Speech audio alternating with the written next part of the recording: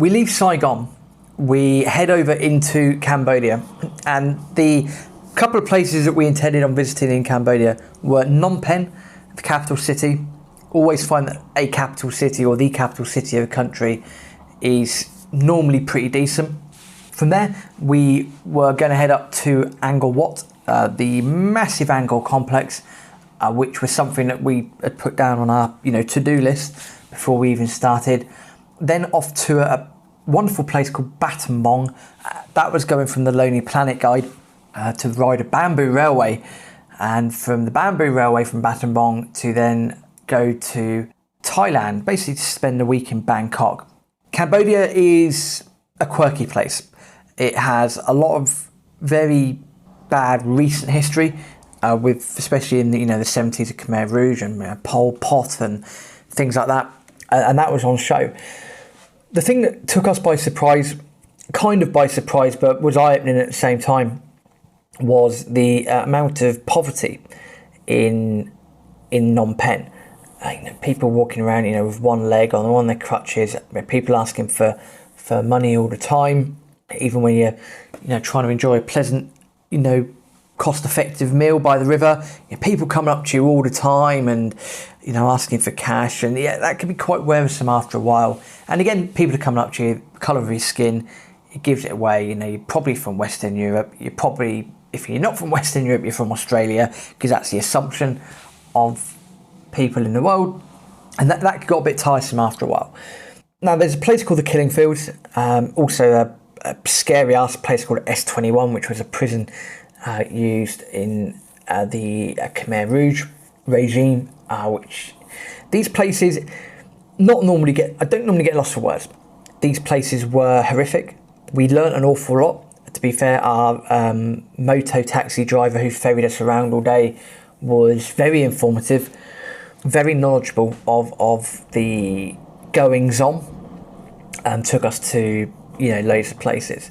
The Killing Fields were bizarre. You're getting shown trees where reportedly young children or babies were clubbed against to kill them.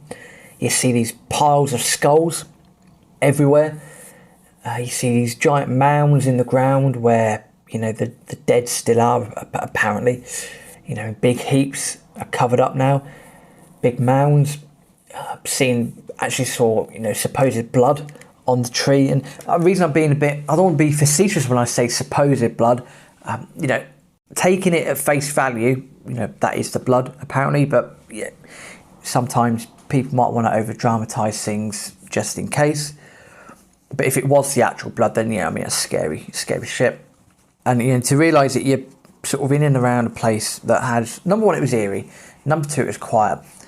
Number three, knowing that hundreds, thousands of people have been taken there and basically murdered. You get lost for words. Put it this way: after going to the Killing Fields, we certainly had a few beers to try and forget about what we'd just seen. We went to S21 as well, which is in the middle of Phnom Penh. And again, that was a detention centre used for all sorts of horrific torture on people. Again, eerie. You've seen the photos of people that have, perished in that prison, tortured. It's just scary stuff. And to realise that stuff had only happened in the 70s was, it's barbaric. After a day of looking at skulls, after a day of looking at where people died, after a day of looking at detention centres with torture implements and reading the stories from people that survived, not many granted, but people that survived, and you read the things that they were doing to people, you kind of lose your appetite. That being said, we did have a couple of beers to sort of drown away what we just seen. As with many things that we say in the episodes, we would always recommend going to these sorts of places. It's important to learn. It's important to find out what goes on around the world, what's happened, and the world doesn't just revolve around your own country. A lot of things have happened, and as morbid as it is, number one, it makes for interesting trips. Also makes for great knowledge. It's also something that you should probably learn as well, because if you ever think you've got it bad, guaranteed to you there's going to be someone else out there in the world that is in a worse position than you are. That is just a fact. Apart from walking around Phnom Penh, having some great meals, a few beers, beer lao, or whatever it was called. No, it wouldn't be beer lao because that's Lao. We were in Cambodia. We headed off to Angkor. Now, Angkor Wat is a beautiful place. It is part of what I believe they called the really old Khmer Rouge. So you're talking centuries and centuries ago. The whole complex can take a very long time to go around. We were lucky enough when we turned up to a place called Siem Reap, which is the nearest sort of town to the Angkor complex. Straight away we negotiated with a tuk-tuk driver to take us around the whole complex for 3 days. It started with a wake-up call about 4:30 each morning, which by anyone's standards can leave you a bit bleary-eyed.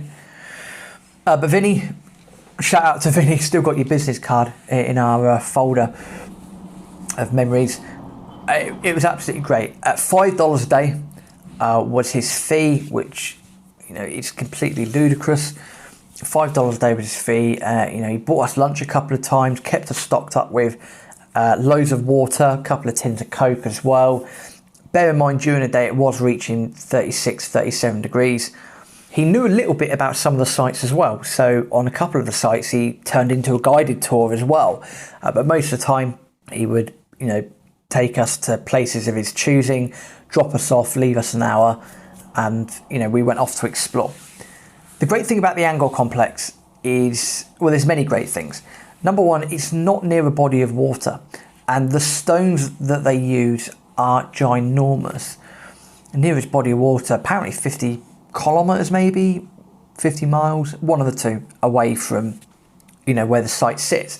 So how they transported these giant, massive blocks to build all these temples is mesmerising, to say the least. Secondly, interestingly about Angkor Wat itself, that the Angkor Wat temple itself, I believe, if I get this correct, I believe it's Hindu or Hindi. It could be Sikh. It's one of the two. Given every other temple on the complex is Buddhist, the main temple itself is actually not Buddhist at all. It's for a different religion. There's a massive moat around the Angkor Wat temple itself, which again, it's filled. It begs the question of how on earth has all that water got there in the first place. And having watched a few programs about Angkor Wat itself, what amazes me is that even nowadays, apparently engineers are not able to figure out how exactly it was built and how exactly they have worked out the drainage systems in the complex as well. That's what I understand from watching a few programs, Blowing Up History, one of them, and I think there was something else on the Nat Geo channel. Our words will not do the Angkor Wat complex justice. All I can say is go there. It is phenomenal. It was $50 for a week's ticket, which is well worth it. I would say we paid the tuk-tuk driver $15. We actually made him cry at the end because we gave him a $20 tip. Not to be flash, we weren't being cocky or anything like that. We just felt that the guy had transported us around for 3 days straight. He'd been up early in the morning. He was awesome. Say, bought us a couple of lunches here and there. Loads of bottles of water. He was always asking, "Are you okay?" And what do you want to do? Where do you want to do it? And Vinny was fantastic. So we gave him a $20 tip. Brought a few tears to his eyes. And I don't think he was expecting that. And also, probably hadn't been tipped that before.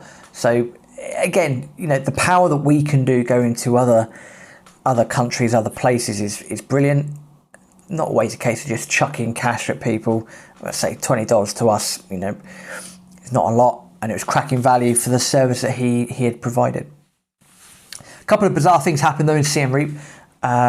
First of all, if you've ever been golden showered by a cat, I wouldn't recommend it. We were sat there at a restaurant, Aaron and myself and a lovely lady called Nancy who we met up with. We'd gone out for dinner and noticed that there was a couple of cats walking around. Didn't think anything of it, ordered the food. Just about to dig into the starters, and all of a sudden, the fans are whirring. All of a sudden, loads of drops of water hit the food, hit us. I thought, well, that's a bit bizarre, that's a bit strange. Kind of looked out on the veranda. Doesn't look like it's going to rain. Could be a bit of rain. Didn't know. About 10 seconds later, this cat's jumped down. We've kind of looked at each other, looked at the cat. Cat's looking at us, and he's like, yeah, motherfuckers, I just got you. We're looking at each other, and we're like, oh no, that cat's just pissed on us. He has actually just pissed on us, hasn't he? I say, unfortunately, it's hit the fan and it's gone everywhere. We just burst out laughing. I mean, in those situations when something like that happens, you laugh or you cry. We all burst out laughing. Luckily, one of the waiters, I believe, has seen what happened. He was laughing as well. He couldn't stop laughing. He was very apologetic afterwards. Yeah, he couldn't stop laughing.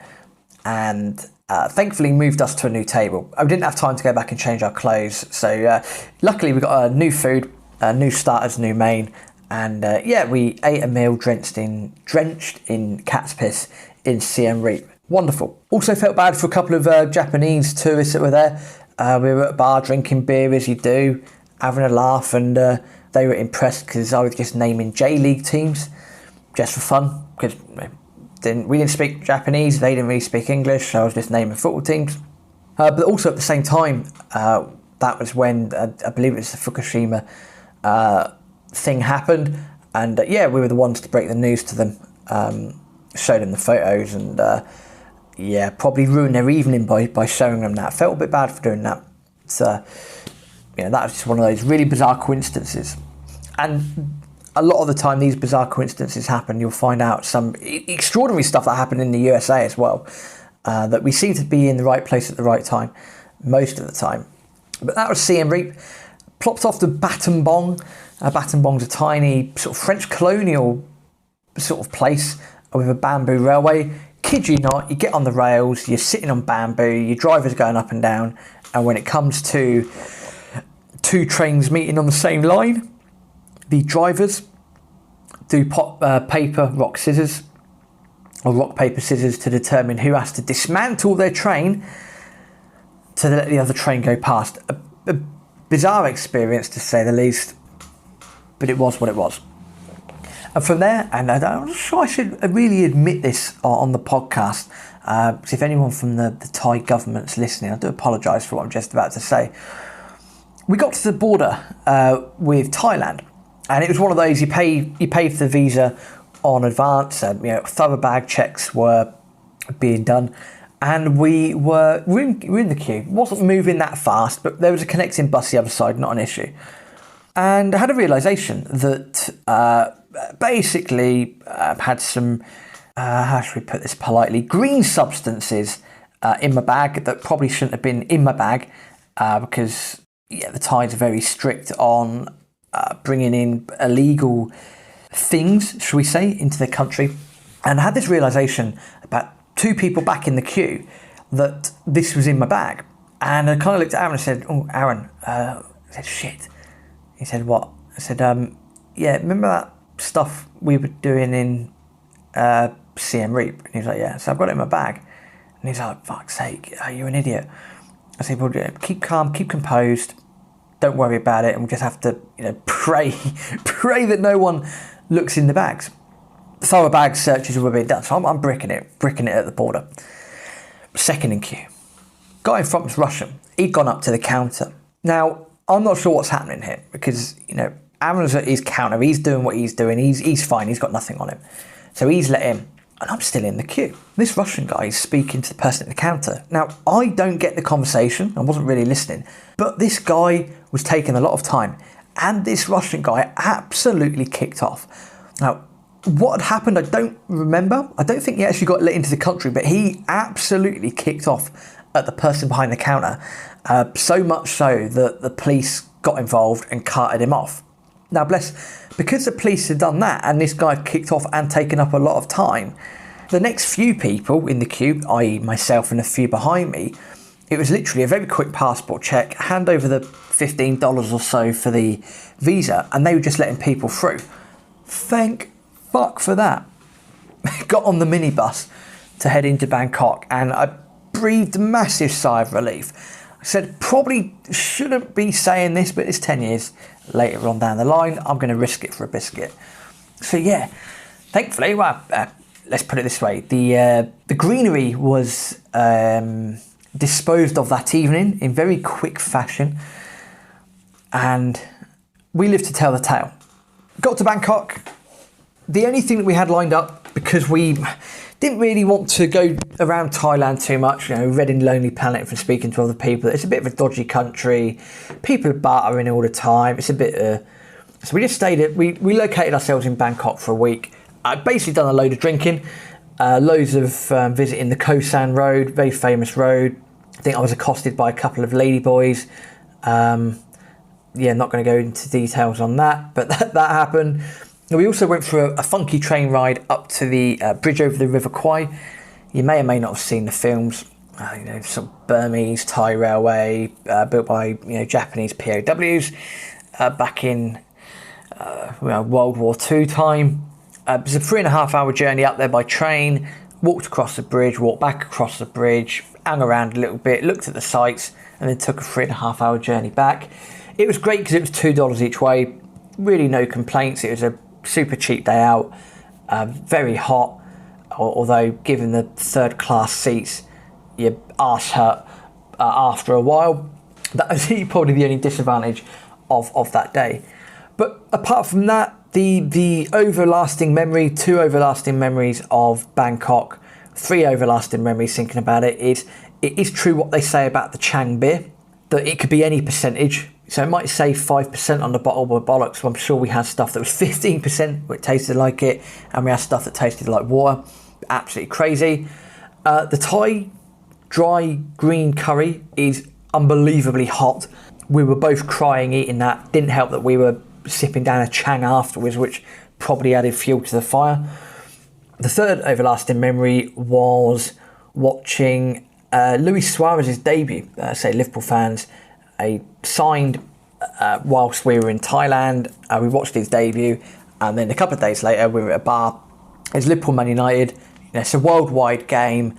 We were at a bar pretty much packed with Man United fans. We're the only Liverpool fans, and I believe if it wasn't Suarez, it might have been Dirk Kuyt. He scored a hat-trick that day. It was beautiful. It was wonderful. Nothing better than seeing a bunch of pissed off Man United fans. Delightful. Absolutely delightful. I think that's 3 memories. I'm going to go with a 4th, which was on the way to the airport. And again, we decided to go across the international date line. Probably not a good thing in hindsight.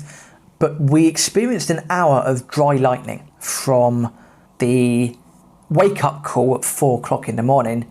The hour it took to get to the airport, it's pitch black, but all around us, just so many forks of lightning. It wasn't raining at all, which was bizarre. And the cab driver was explaining that it's quite a regular phenomenon in Thailand, and it was just awe-inspiring just to be going up this motorway, just all these forks of lightning lighting up the dark sky. It's a fantastic experience. I won't forget that. And it's probably still, although I forget the name, one of the best airports I've ever been to.